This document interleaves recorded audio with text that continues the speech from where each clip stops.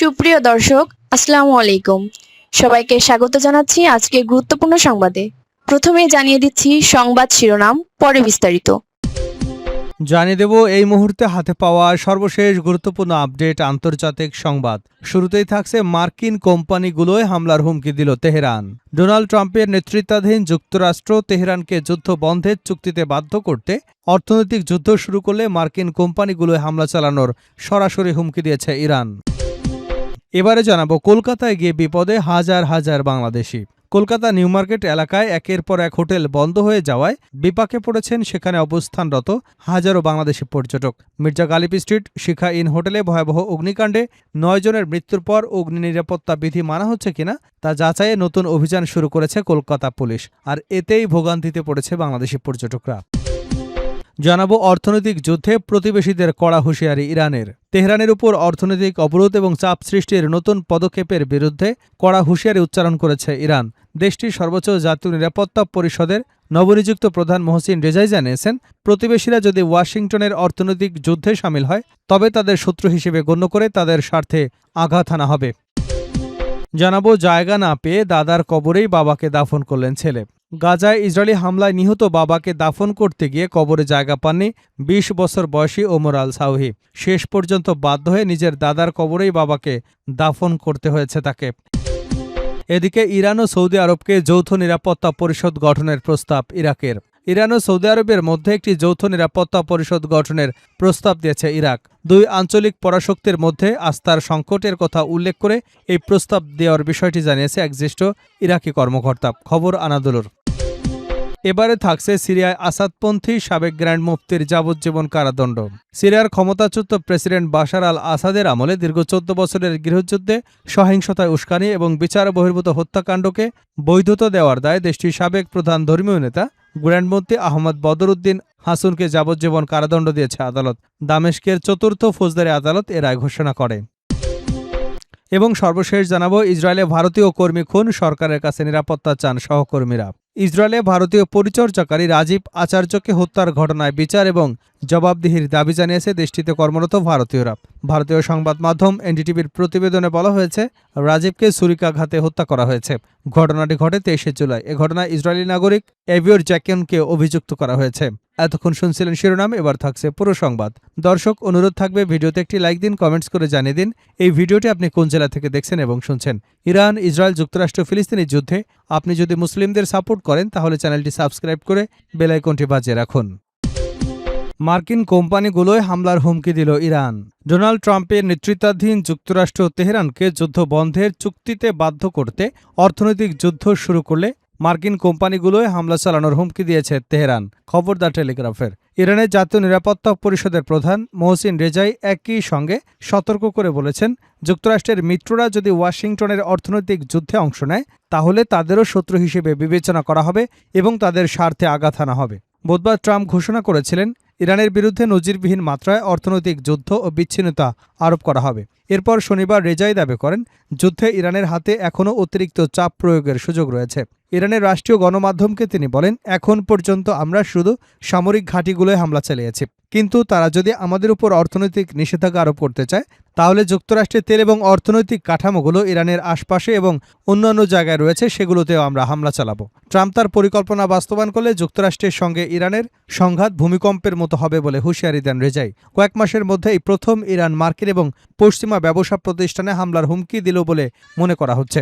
একই সঙ্গে দেশটির তেল কোম্পানিগুলোর কথাও স্পষ্টভাবে উল্লেখ করা হয়েছে।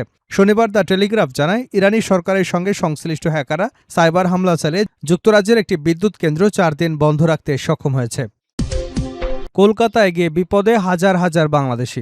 কলকাতার নিউ মার্কেট এলাকায় একের পর এক হোটেল বন্ধ হয়ে যাওয়ায় বিপাকে পড়েছেন সেখানে অবস্থানরত হাজারো বাংলাদেশি পর্যটক। মির্জা গালিব স্ট্রিটের শিখা ইন হোটেলে ভয়াবহ অগ্নিকাণ্ডে ৯ জনের মৃত্যুর পর অগ্নি নিরাপত্তা বিধি মানা হচ্ছে কিনা তা যাচাই অভিযান শুরু করে কলকাতা পুলিশ, পৌরসভা, দমকল এবং বিদ্যুৎ বিভাগ। মাত্র 2 দিনের ব্যবধানে কলকাতার মিনি বাংলাদেশ খ্যাত মার্কুইস স্ট্রিট, কলিন স্ট্রিট, সদর স্ট্রিট এবং মির্জা গালিব স্ট্রিটে বন্ধ করে দেওয়া হয়েছে 2 শতাধিক হোটেল। এমন অবস্থায় বিপাকে পড়েছেন হাজার হাজার বাংলাদেশি পর্যটক। পর্যটক সুরক্ষা জিরো টলারেন্স অবস্থান নেবার কথা আগেই জানিয়েছিল শুভেন্দু অধিকারী সরকার। মির্জা গালিব স্ট্রিটের ভয়াবহ অগ্নিকাণ্ডের পর ওই দিন সন্ধ্যা থেকেই অগ্নি নিরাপত্তা ব্যবস্থা খতিয়ে দেখতে অভিযান শুরু করে নিউ মার্কেট থানার পুলিশ। উপমুখ্যমন্ত্রী অগ্নিমিত্রা পাল নিজেই অভিযানে অংশ নিয়ে বেশ কয়েকটি হোটেল বন্ধ করেন। এর মধ্যে কলকাতা পুলিশ, কলকাতা পৌরসভা, দমকল এবং সিইএসসি এর সমন্বয়ে একটি তদন্ত কমিটি গঠন করা হয়েছে। কমিটিটি কলকাতার ৩৫০০-এরও বেশি হোটেলের নিরাপত্তা বিধি পর্যালোচনা করবে। বৃহত্তর কলকাতার ক্ষেত্রে এই তদন্ত কমিটি এতটা সক্রিয় না হলেও নিউ মার্কেট এলাকায় রীতিমতো কড়া অবস্থান নিয়েছে এই কমিটি। অর্থনৈতিক যুদ্ধে প্রতিবেশীদের কড়া হুঁশিয়ারি ইরানের। তেহরানের উপর অর্থনৈতিক অবরোধ ও চাপ সৃষ্টির নতুন পদক্ষেপের বিরুদ্ধে কড়া হুঁশিয়ারি উচ্চারণ করেছে ইরান। দেশটির সর্বোচ্চ জাতীয় নিরাপত্তা পরিষদের নবনিযুক্ত প্রধান মোহসিন রেজাই জানিয়েছেন, প্রতিবেশীরা যদি ওয়াশিংটনের অর্থনৈতিক যুদ্ধে সামিল হয় তবে তাদের শত্রু হিসেবে গণ্য করে তাদের স্বার্থকে লক্ষ্যবস্তু বানাবে তেহরান। অন্যদিকে মার্কিন প্রেসিডেন্ট ডোনাল্ড ট্রাম্প কৌশলগতভাবে গুরুত্বপূর্ণ হরমুজ প্রণালীকে যুক্তরাষ্ট্রের ভূখণ্ড দাবি করার মন্তব্য পুনর্ব্যক্ত করেছেন। রাষ্ট্রীয় টেলিভিশনের সম্প্রচার মাধ্যম IRIB-কে দেওয়া এক সাক্ষাৎকারে সাবেক IRGC-র কমান্ডার মোহসিন রেজাই সতর্ক করে বলেন, প্রতিবেশীরা যুক্তরাষ্ট্রের অর্থনৈতিক নিষেধাজ্ঞা বা অভিযানে সহায়তা করলে পারস্য উপসাগর থেকে তেল পরিবহনের বিকল্প রুটগুলোতে হামলা চালাবে ইরান। তিনি বলেন, এ পর্যন্ত আমরা কেবল মার্কিন সামরিক ঘাঁটিগুলোকে লক্ষ্যবস্তু করেছি, কিন্তু আমেরিকানরা যদি অর্থনৈতিক নিষেধাজ্ঞা জোরদার করে তবে অঞ্চলের মার্কিন তেল এবং বাণিজ্যিক অবকাঠামোগুলোয় আঘাত হানা হবে। মার্কিন নতুন নিষেধাজ্ঞা অভিযানের মুখে ইরানের প্রেসিডেন্ট মাসুদ পেজেশকিয়ান স্বীকার করেন, দেশের সাধারণ মানুষ তীব্র কষ্টে রয়েছে। তিনি বলেন, ট্রাম্পের কারণে ইরান এখন পূর্ণমাত্রার অর্থনৈতিক, সামরিক ও নিরাপত্তা যুদ্ধের মধ্যে পড়ে গেছে। তবে আমরা জনগণের সংকট নিরসনে সর্বোচ্চ চেষ্টা চালিয়ে যাচ্ছি। উল্লেখ্য, গত ২৮শে ফেব্রুয়ারি যুক্তরাষ্ট্রের সঙ্গে শুরু হওয়া সংঘাত এবং জুনে স্বাক্ষরিত যুদ্ধবিরতি চুক্তি ভেঙে যাবার পর দুদেশের সম্পর্কের চরম অবনতি ঘটে। সংঘর্ষের পর থেকে বিশ্বের মোট তেল সরবরাহ ১/৫ হরমুজ প্রণালীর পূর্ণ নিয়ন্ত্রণে এখনও ইরানের হাতে রয়েছে। গাজায় জায়গা না পেয়ে দাদার কবরে বাবাকে দাফন করলেন ছেলে।